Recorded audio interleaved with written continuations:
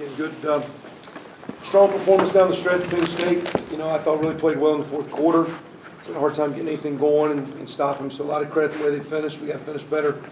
Turnovers, of course, at the one at the end, we're scrapping around, just trying to see if we get fortunate at the end. But before the first half, and it's all fumbles this week. I want to say 2 weeks ago, I think we were third in the nation in fewest fumbles lost. Now back-to-back, we have 2 last week and now 5. So the one that hits us on the punt, gives them a 4-yard touchdown, scoop and score at the end. That's the difference. But really, it just kept our offense out in the end zone. I thought our defense battled, did a great job in the run game, did a great job hemming up Barkley. I'm sure the ankle injury they had him sorely limited him. And at the same time, because you're up there trying to stop a premier running back that's running good, there's a lot of one-on-ones, and they made some one-on-one battles. And when you're out there one-on-one, those guys on the island can't hide. I think we did have 16 tackles for loss or sacks. And when you got the sacks, sometimes it is coverage. So it's not like our coverage was bad. They just got some guys. They got some big guys like we do. We made our fair share of one-on-one plays with Westbrook and those guys and Camion Patrick and whatnot. So a little bit of football. They made a few more plays, and unfortunately our turnovers killed us. So I didn't like as hard as we played. As proud as you are, as much as you love them, we got to finish better, and I got to coach a little bit better as far as just play calling to get the offense going down the stretch. Questions? Kevin, on the fourth and goal down at the 2-yard line, you had the Wildcat in there initially, then you called timeout, and then you had Lego on the sprint out pass. What was your thought process through that? Well, the first thing was we'd ask the D, because we went down the first drive, we came out as 14 on, and first half had the blunders. Came out, went down, had a field goal, come right back, and we asked the defense when it was the first time, hey, should we kick it or go? And Tom's deal was go because we'll pin them down. And so that was our thought of going for it, because there's, and then, the big package worked a little bit. We didn't do it a lot today, but we kind of got in the rhythm when we did it. I kind of felt if we took it, it was closer to 2 than 1. Initially I thought it was maybe, when you really looked at it was 1 3/4. It was about a good 2 full yards. I didn't know. I would have thought they would have sold out if we had put that package. So we actually went to the play that we scored on the first time with Ricky. They played a different coverage. We tried instead of man, where we got it rubbed the first time, a little switch action they were doing. Whatever this was, just we had to fit one in. We didn't. We had to hit Mitchell in the back. They made the play. Okay. With 11:06 to play, you guys retook the lead. It was a pass to Westbrook, the 40-yarder. Then you get the ball back with 3-point lead, 8 minutes to play at the 20, but you went Wildcat again. What was your thinking there? Kind of like before, we thought we needed to, and again, I think the drive at the end of the third quarter, and I think that drive were the 2 drives where we didn't get rhythm going offensively. The end of the third quarter, hey, the quarter's going to change in a minute, but then we end up being 3rd and long.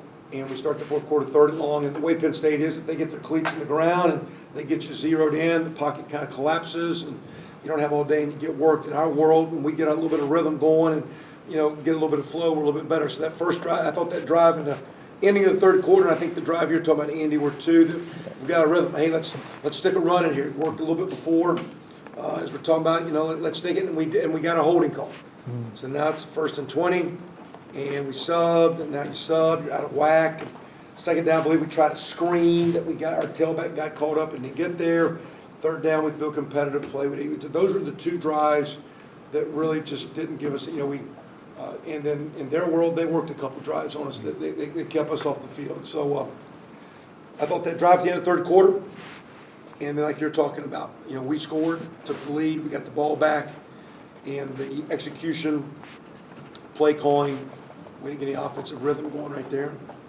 I thought at the end, that's why we're a touchdown down with, outside of the turnovers in the first half, that's why we're a touchdown down with 1:20 trying to pull a rabbit out of a hat. With the play calling, I guess, how does that process work? I mean, with the play calling, how does that process work with you and KJ? And I guess who calls the plays? How does that whole thing work? Typically, I call the good ones, and he calls the bad ones. No, I've kind of called them all the last few weeks. We kind of work together, though. And we all make hey, like when the drive comes off, we meet as an offense. You're not a little cubby hole, but decent sized room, and you go through it together from formations and situations. And we get the way we practice our format, have a lot of time, then we can clean it up.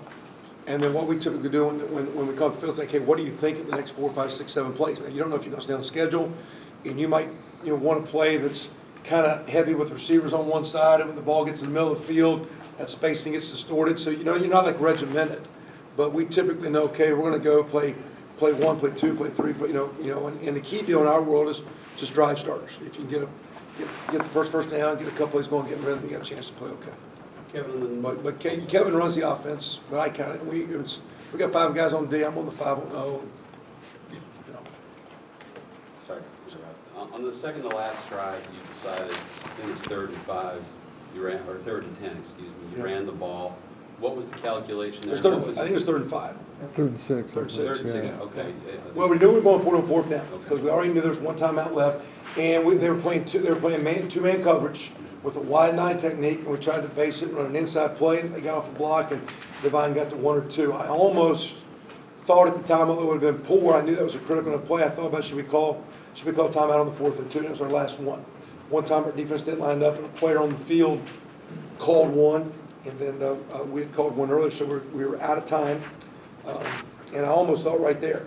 But I'm like, 2, you got some 2-yard plays, you got to execute, they batted the ball down. But the thought was, we really struggled the last 2 possessions, but they're 2 deep safeties, 2-man getting open.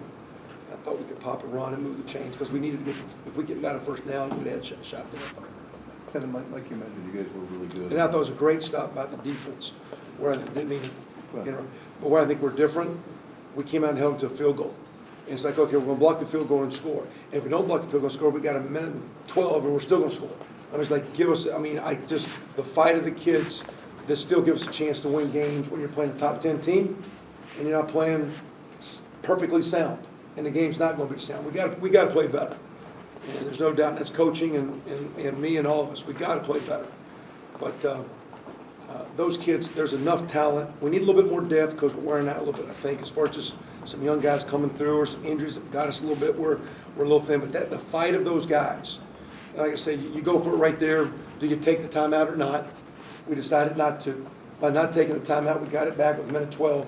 But the thought was it was a 4-point game. I think it was 35-31. It's like, okay, we're going to go and block this kick.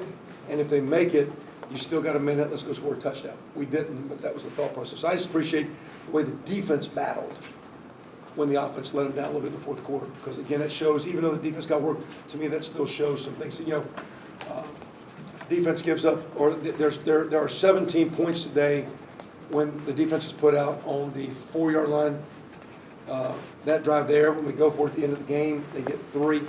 And then the fumble at the end of the game, that's 17 of their points. I don't know if you can attribute that purely to defensive football. So, You mentioned a couple weeks ago, you guys were like top 5 in the country, fewest fumbles lost, at 9 in the last 2 weeks. What do you attribute that to? like we said, we had 9 turnovers. We had 2 picks last week. So we had 9 2. turnovers. But no, you're right though. We did have 4 losses last week. We got 2 back. Right. We got 2 back. So sloppiness. I mean, we do. When we start a stretch period, every player that has the ball in his hand. We carry around with immediate moves. The ball is in your hand. I mean, typically, the penalty and penances you don't play, and we're pretty strict with that and some things we do. But the game is called football, and if you're from the center to the quarterback to the kicker to the skill guys, we put the game in your hand, and you got to protect the game. And unfortunately, our lack of doing that is the difference in the game. Kevin, you kind of, I think what Mitchell was back as a holder for Griffin. Is that maybe the key the rest of the way?